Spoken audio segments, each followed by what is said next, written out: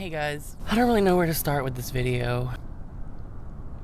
I want it to be on a serious note, so I didn't really want all the crazy intro and stuff that I usually do. I want to tell you guys a story and just be honest. The best way to be honest is to be open. So I'm going to be a little personal today. This is going to be a very personal video. I guess I'll start from the beginning. As you saw from the thumbnail, you're going to be hearing about a true story of me going into a psych ward. But it doesn't just start there. I guess I'll start with when I was a child. As a child, I had a very overactive brain. I was just always thinking. I could never stay focused on one thing. I guess as a kid, they probably would have diagnosed me as ADHD or something. I could never sleep at night. I had problems, so they ended up putting me on medication when I was 6 or something like that. I don't even know how old. I was really young. They put me on medication to make me sleep at night and be okay, but I guess after a while, it just ended up making me dull through the day, and I would have night terrors, and I would scream at night, and my mom said I would run into the hallway and be like, "I'm late, we gotta go to school," screaming at the top of my lungs at like 3 a.m. But I was totally just out. My teachers would call and say, "Hey, Dylan's like sleeping in class." So I always just had just I was all over the place. So that was childhood. By the time I was in my teens, I was very big into theater arts and acting and getting out there and, expressing myself. I loved to dance. I loved to act and do all that fun stuff. I loved to sing. And honestly, there was downs. Everyone has downs in high school, but I enjoyed my high school experience. Towards the end, it got a little bumpy, but doesn't it always? It's just, everyone shares that. It's just a common thing. I think I had a lot of built up teenage angst that I wasn't able to express that came out when I was 18. Once I graduated high school, I kind of just lost it. I experimented a lot. I rebelled like crazy. Because I was a pretty good kid. I was never bad. So when I turned 18, I kind of went off the rails a little bit and thought I was invisible. I won't go into much detail there, but you can just let your mind wander. In my early 20s, I know I'm saying this like it's like so long ago when it's kind of fresh. My early 20s, I drank a lot. I started to grow a love interest with alcohol because A, it was really fun, and B, it could put me to sleep at night. As you know by now, I have sleep issues, which you can see from my insomnia vlog. Alcohol was a great crutch for me to be able to go to sleep at night. Not a healthy thing. I'm not advising that. This is just the hard, honest truth. At 23, this love interest with alcohol took me to a new low, and I ended up hurting people that I really love by lashing out to them in a drunken stupor. People that mean the absolute world to me. I made a fool of myself, and it was just really bad. I decided I wanted to get help, and I wanted to stop drinking entirely. So I went to see if I could join an AA meeting. They advised me that if I wanted to get any type of treatment, I would need some evaluation first. I went to this place near my house, and they did psychological tests on me. They did some work to see if I was physically able to stop drinking, because they may have thought that my drinking had been very long.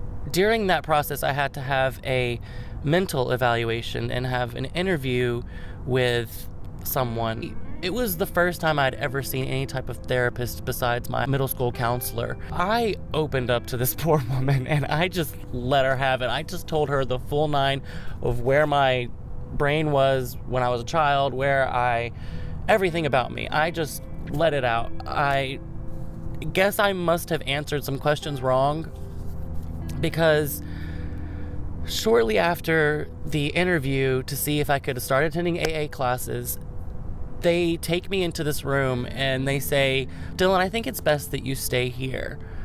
And I'm like, okay, no, I have to go to work tomorrow, and I have a dog and a cat at home, so I'm not gonna stay here. And she kind of like pulls up a security officer with her, and she's like, "No, we think it's really smart if you stay here with us. And we're kind of worried about your suicidal thoughts and your drinking problem. And we would think it's best that you stay here at least a minimum of 72 hours. It was 3 days. I'm not doing math right now. I'll do it later before I edit the video. So I stayed there against my will. Of course, when she said I had to stay there, I was like, no, I'm not crazy. And my best friend who was with me was like, okay, Dylan, don't say you're not crazy. That's the first thing that crazy people say. I ended up staying there, and they took my phone, they took my earrings, they took anything that was sharp. I couldn't even have staples in my magazines. I guess that day they diagnosed me with PTSD.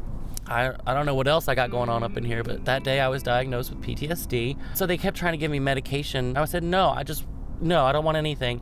I have you know, those whole 3 days that I was in the psych ward and all that time to myself, and there was times where I was they would move me from room to room.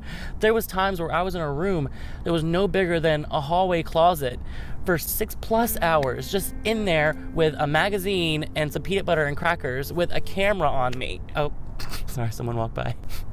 Sorry, you're fine. I'm just crying on YouTube. A camera on me for that whole time, and I didn't cry one time. I did not cry one time. I observed everything around me. I used it as something to learn about myself, what I could handle. I told myself that I'm strong, and I did not cry one time. I thought about it. I asked one of the nurses the one night, I was like, can you just bring me some tissues, because I just want to sit here and cry it out.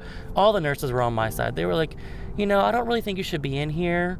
So I took it as 3 days off. My friends took care of my animals, obviously, because they're the best. My job was kind of like, what? Like, you're where? Saw some crazy stuff. I had some conversations with some very interesting people. There was one woman in there that said her husband was cheating on her and her kids hated her, so she poisoned them one night, rat poison. I was like, is this woman really, like, for real? Is she really telling me this right now? And then I thought of where I was. I was in a psych ward. Like, of course she's not kidding. First of all, wow, nice to meet you. This is like my 3rd day here. You opened up fast. I don't know. It was actually kind of fun in some parts because I got free meals and we got to play so many games, and then we had coloring time in the morning with our coffee and group meetings where we all talked, and it was kind of fun, those areas. I mean, I was out of place, but who's to say I wasn't out of place? Everything happens for a reason. There was a reason I was in that building. We all have something going on in our head. I mean, I have bad days, I have good days. I have days where I'm so up and I'm so manic and I'm so happy. Moral of the story, just learn about people. It's not that hard. Everyone's got a story. Don't be so quick to judge. Yeah, I went to a psych ward. Yeah, I'm probably crazy. Yeah, you should probably judge me. Where was I going with this? Meditate. Learn to meditate. Learn to be still with yourself. It's one of the best ways to exercise. Sorry if this video was a little all over the place. I tried to stay on a path. Where I am now, I guess, to wrap it up, because that was when I was 23, and I'm 26, turning 27 next month. And now I'm at a place where YouTube has become my new hobby. And it is kind of like when I did theater arts. I'm able to express myself in a way that will help me sleep at night. I thank you guys so much if you watched this entire video. Like, subscribe, leave a comment if you'd like to hear me open up more, or if you just want to have a conversation about your personal anxiety or your struggles. I'll listen. I'll talk to you as much as I can. Thank you very much. I hope you have a great day. Sorry this video wasn't too funny, but there was a message in there somewhere, right? All right, well, peace.